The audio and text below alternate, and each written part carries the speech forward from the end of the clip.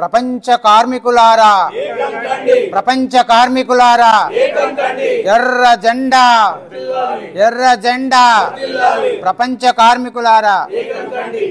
జై స్వరాజ్ టీవీ ప్రేక్షకులకు మేడే సందర్భంగా శుభాకాంక్షలు. మేడే గురించి మాట్లాడుకోవడం అంటే కార్మిక హక్కుల గురించి మాట్లాడుకోవడం. మేడే గురించి మాట్లాడుకోవడం అంటే ఎర్ర జెండా గురించి మాట్లాడుకోవడం.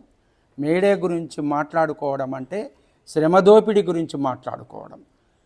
పోరాటాల ఫలితంగా కార్మికులు సాధించుకున్నటువంటి హక్కులను మోడీ ప్రభుత్వం ఎలా కాలరాస్తుందో తెలుసుకోవడమే ఈరోజు ప్రధాన అంశం. అది నిజానికి జేమ్స్ వాట్ ఆవిరి యంత్రాన్ని కనుగొన్న తర్వాత బ్రిటన్లో పారిశ్రామిక విప్లవం మొదలైంది, ఇండస్ట్రియల్ రెవల్యూషన్ మొదలైంది. అది దాని ఫలితంగా ఆధునిక పెట్టుబడిదారి వ్యవస్థకు పునాదులు ఏర్పడ్డాయి. అందులో భాగంగానే కార్మిక వర్గం ప్రపంచవ్యాప్తంగా జనించడం జరిగింది. మొట్టమొదట బ్రిటన్లో ఏర్పడ్డ పారిశ్రామిక విప్లవం క్రమక్రమంగా ప్రపంచవ్యాప్తంగా అది వ్యాప్తి చెందడం జరిగింది. అయితే కార్మికులు అంటే ఎవరు? రెక్కల కష్టం మీద బతికే వాళ్ళు మాత్రమే కార్మికులు. శ్రమ దోపిడికి, ప్రపంచ పెట్టుబడిదారి సంబంధించినటువంటి దోపిడీకి గురయ్యేవారే శ్రామికులు.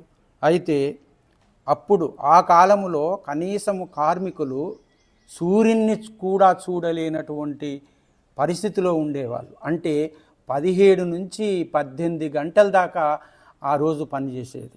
కనుక వాళ్ళు పని గంటలు తగ్గించాలని, అంటే 8 గంటలు మీకోసం, 8 గంటలు మా కోసం, 8 గంటలు విశ్రాంతి కోసం, చక్కనైనటువంటి కనీస బతుకు కోసం పోరాటం చేయాలనేటువంటి ఉద్దేశంతో 1886లో చికాగో పట్టణంలో పెద్ద ర్యాలీ తీస్తారు, పెద్ద ప్రదర్శన జరుగుతుంది.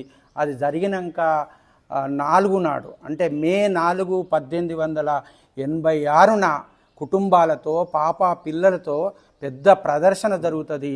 అది పోలీసు కాల్పులు జరుగుతాయి. ఆ పోలీసు కాల్పుల్లో అనేక మంది చనిపోవడం జరుగుతుంది.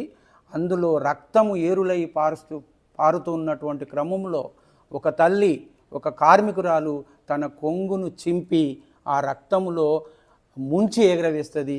అదే ఎర్ర జెండా. ఎర్ర జెండా పోరాటాల నుంచి పుట్టుకొచ్చింది. ఏదో ముహూర్తం పెట్టుకొని వచ్చినటువంటి అది అలాంటి జెండా కాదు.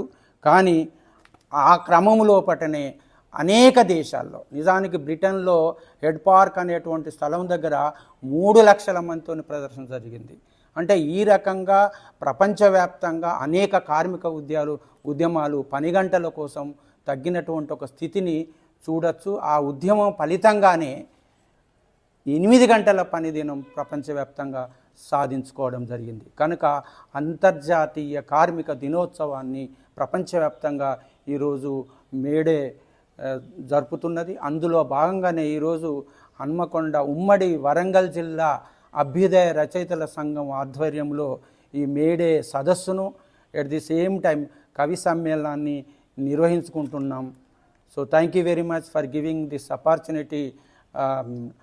జై స్వరాజ్ టీవీ.